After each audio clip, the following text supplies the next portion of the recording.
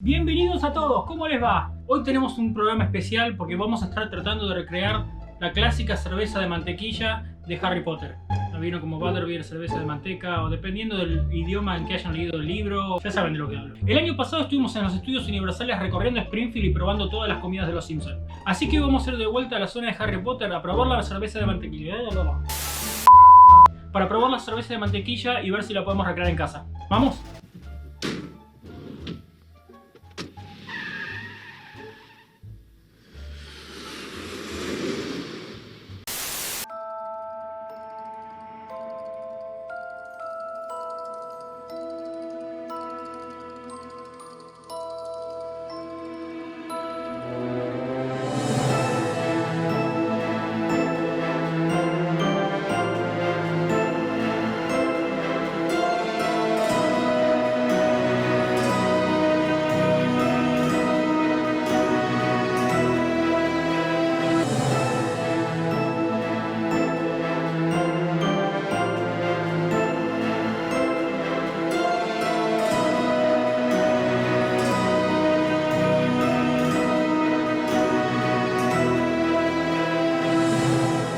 Intentado ponerles el audio original, pero la música en el parque estaba tan alta que la verdad me daba miedo que YouTube me baje el video por problemas de copyright.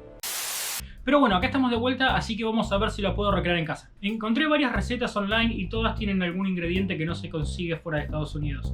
Así que voy a hacer un par de modificaciones para que lo puedan hacer con ingredientes que se encuentran en cualquier lado. Voy a empezar poniendo media taza de azúcar negra con una cucharadita de agua y la voy a calentar a fuego medio hasta que se derrita. Sé que la mía no parece azúcar negra, pero el azúcar estaba toda seca, así que la tuve que pasar por el molinillo, parece azúcar blanca. Pero es azúcar negra, van a ver. Una vez que se formó esta pasta, le agregué 3 cucharadas de manteca. Esto lo mezclé bien para integrarlo todo. Y ahí le voy a agregar 100 ml de crema de leche, unas gotas de vinagre de manzana, una cucharadita de esencia de vainilla y 3 cucharaditas de ron. A ver, esta receta no tiene alcohol. Sé que estamos usando ron, pero esas 3 cucharadas de alcohol se van a evaporar mientras cocinamos. La receta original lleva esencia de ron. Es jodidísimo de conseguir, así que lo pueden reemplazar con ron blanco o añejo. Añejo es mejor, yo tenía blanco nada más. Otra cosa, si usan hornalla a gas, apaguen el fuego antes de poner el alcohol. No sean boludos que se van a quemar, ¿ok? Una vez que rompió el hervor, le voy a bajar el fuego mínimo y lo voy a dejar revolviendo de a tantos hasta que se espese un poco más o menos unos 10 minutos. Cuando ven que ya empieza a cambiar de color, lo sacan del fuego y lo dejan reposar para que enfríe por unos cuantos minutos. ¡Qué calor que tengo, Dios! ¡Ay! ¡Hace calor o soy yo! Para la espuma vamos a poner media taza de crema y vamos a ponerle 3 o 4 cucharadas de la mezcla que hicimos antes. Dependiendo de qué tan dulce lo quieran o no, le ponen un poco más o un poco menos. Vayan probándolo. Esto lo vamos a batir, pero no al punto de hacer crema chantilly. Queremos que empiece a montar la crema y que quede un poco espesa, pero no del todo que quede firme. Una vez que tenemos todo listo y se enfrió todo por un rato, vamos a poner un tercio de la mezcla en un vaso y lo vamos a llenar hasta arriba de todo con soda. Van a ver que solo se va a ir mezclando todo junto, no hace falta revolver ni nada. Y a esto le ponemos arriba un poco de la espuma que hicimos y listo. Ok, mucho más fácil de lo que pensaba que iba a ser. Tardé unos 10 minutos en hacer todo y el caramelo se enfrió rápido, así que vamos a probar la primera cerveza de manteca que hice casera.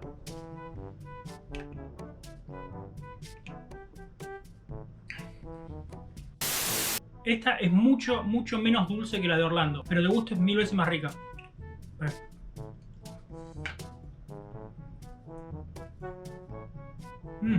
Se siente bien el gusto de la manteca, el gusto del ron, un poquito el vinagre, pero ayuda.